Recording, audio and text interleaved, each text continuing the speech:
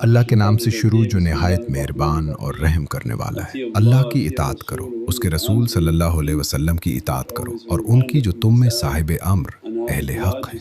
اپنے نفس کو یاد دلاتا رہتا ہوں کہ میں عاجز، ضعیف، مسکین، ظالم اور جاہل بندہ ہوں، اور ہمارا وجود اگر قائم ہے تو یہ صرف اللہ کا کرم اور اس کی رحمت ہے۔ اس 11ویں مہینے میں ہم سورۃ الزلزلہ کی تلاوت کریں گے۔ اللہ عز و جل نے اس کی 9 آیات نازل کی ہیں۔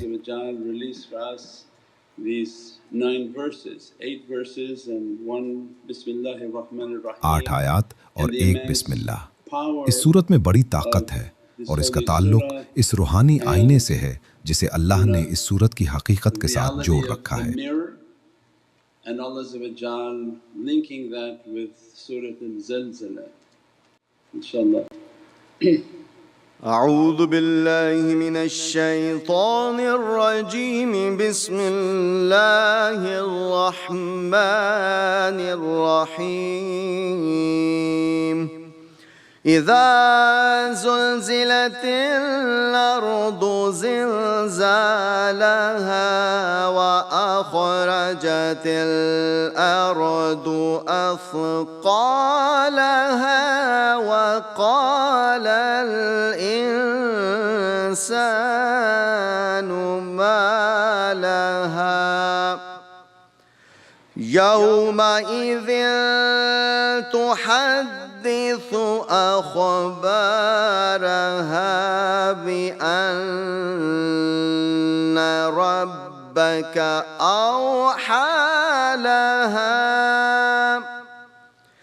يومئذ يصدر الناس أشتاتا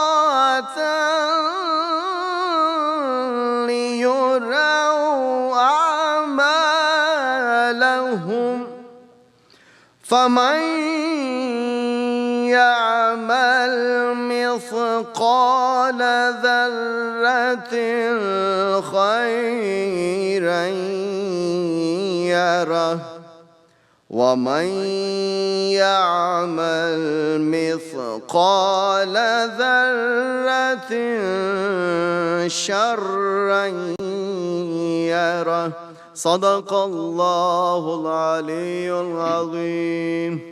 صدق اللہ العظیم وبلغ رسول الکریم۔ اعوذ باللہ من الشیطان الرجیم، بسم اللہ الرحمن الرحیم۔ And when the earth جب زمین اپنے پورے زور کے ساتھ جھنجھوڑ دی جائے گی اور زمین اپنے اندر کے بوجھ نکال کر باہر پھینک دے گی، discharges her burdens and mankind اور انسان کہے گا کہ اسے کیا ہوا ہے، اس دن وہ اپنی خبریں بیان کرے گی، کیونکہ آپ کے رب نے اسے یہی حکم دیا ہوگا۔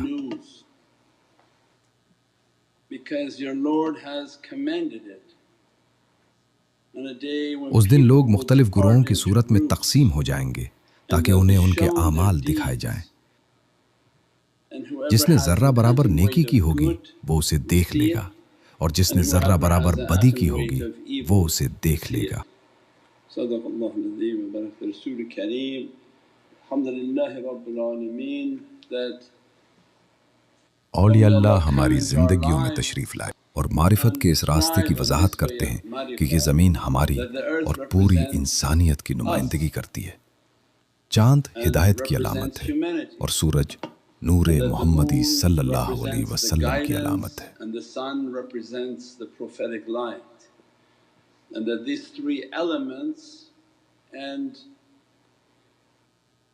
یہ تینوں عناصر اس روحانی راستے کا حصہ ہیں۔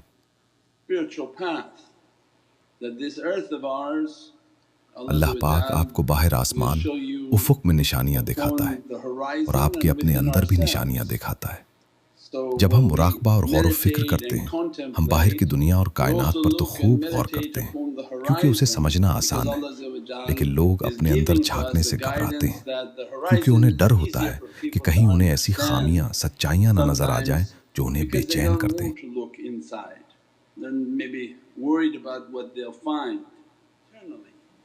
جب ہم 11ویں مہینے میں داخل ہوتے ہیں تو اللہ پاک ہمیں خبردار کرتا ہے، کیونکہ قرآن زمین کو حکم دیتا ہے اور اللہ کا کلام کائنات کی ہر شے پر نافذ ہوتا ہے۔ وہ لوگ جو اپنے گریبان میں نہیں جھانکتے، ان کے لیے اللہ کی تنبیہ یہ ہے کہ زلزلے کے مہینے میں جب زمین ہلتی ہے تو وہ دراصل انسانوں کے گناہوں کا بوجھ اٹھانے سے انکار کر رہی ہوتی ہے۔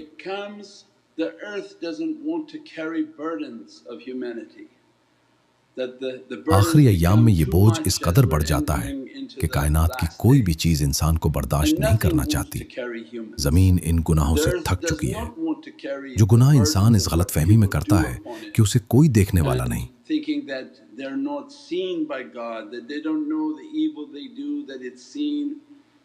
پھر اللہ کا حکم ہوتا ہے اور زمین پکار اٹھتی ہے کہ وہ یہ سارا بوجھ باہر نکال پھینکے گی۔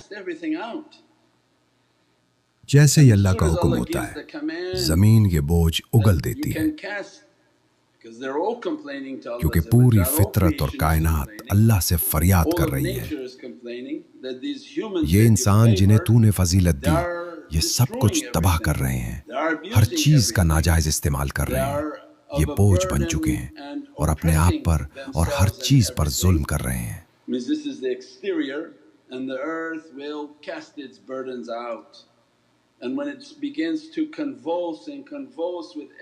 جب بھی زمین پر ظلم اور گناہوں کا بوجھ بڑھتا ہے، زمین تڑپنے لگتی ہے اور زلزلہ آتا ہے، اسے بوجھ پھینکنے کی جلدی ہوتی ہے، مگر وہ اللہ کے حکم کا انتظار کرتی ہے۔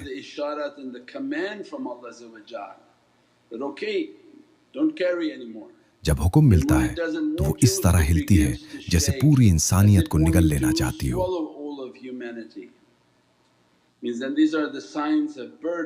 یہ بوجھ کی نشانیاں ہیں۔ جس علاقے میں ظلم حد سے بڑھ جائے وہ علاقہ لرزنے لگتا ہے۔ زلزلے کا مطلب ہماری زندگی کے امتحانات اور آزمائشیں بھی ہیں۔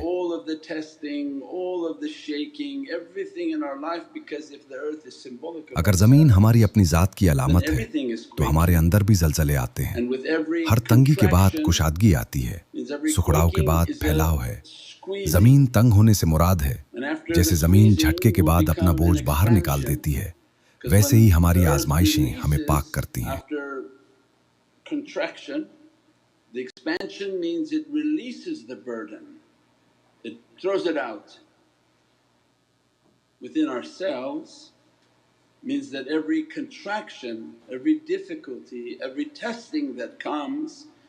ہمارے اندر ہر مشکل اور امتحان جسم کو سکیڑ دیتا ہے۔ یہ تجلی اللہ کی طرف سے ایک ہیبت ہے، ایک جلالی طاقت ہے جو انسان کو نچوڑتی ہے تاکہ اس کے اندر جو چھپا ہے وہ باہر نکل آئے۔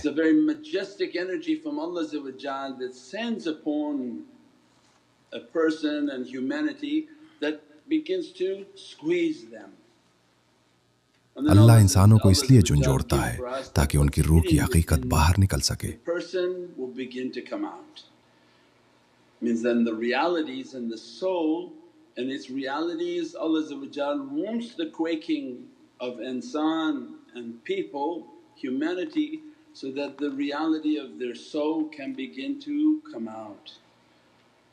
جن کے پاس ذرہ برابر نیکی ہے ان کے لیے یہ مہینہ اپنی نیکیوں کا نتیجہ دیکھنے کا وقت ہے۔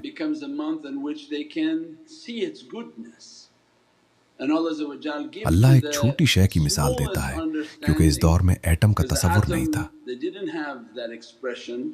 اس لیے ایک چھوٹی چوٹی کی مثال دی گئی، چھوٹی سے چھوٹی۔ اس وقت وہ یہ مثال دیتے تھے، اللہ چھوٹی سے چھوٹی نیکی کو بھی لکھ لیتا ہے، ضائع نہیں کرتا۔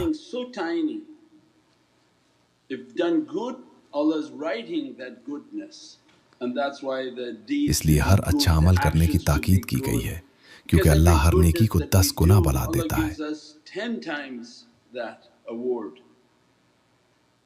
اسی لیے ہمیں ہر چھوٹی بڑی نیکی کی ترغیب دی جاتی ہے کیونکہ زندگی کے اس سفر میں آخرکار ہمارے اعمال ہی ہمارے سامنے آئیں گے۔ اللہ کی ہیبت سے جب جسم کانپتا ہے تو وہ انسان کے اندر چھپی چیزوں کو باہر لاتا ہے۔ ہمارے اچھے اعمال، نیکی اور اللہ سے محبت ہماری روح کا زیور بن جاتے ہیں۔ اللہ اسے کئی گنا بڑھا دیتا ہے۔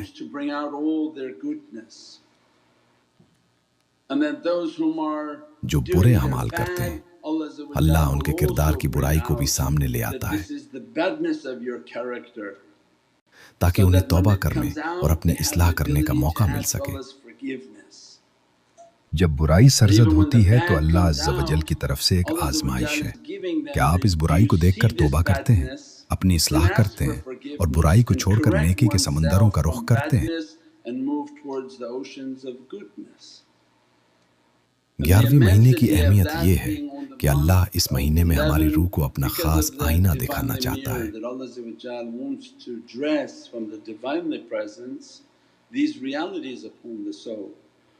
روح کی سچائیاں تب تک سمجھ نہیں آتی جب تک جسم اللہ کی ہیبت سے کانپ نہ جائے۔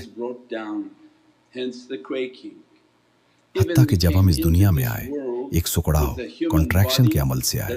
جب ماں کے رحم میں تنگی ہوئی تو بچے کی ولادت ہوئی۔ The womb of the mother is in a contraction, and as a result of contracting, then brings out the birth of the child. So it means that everything is quaking, ہر چیز کانپ رہی ہے، ہر چیز مسلسل سکڑ رہی ہے، اور ہر مشکل کے بعد آسانی ہے، مشکل کے بعد آسانی ہے، کیونکہ اللہ چاہتا ہے آپ کی روح خوبصورت بن جائے، وہ روح کی پرفیکشن چاہتا ہے۔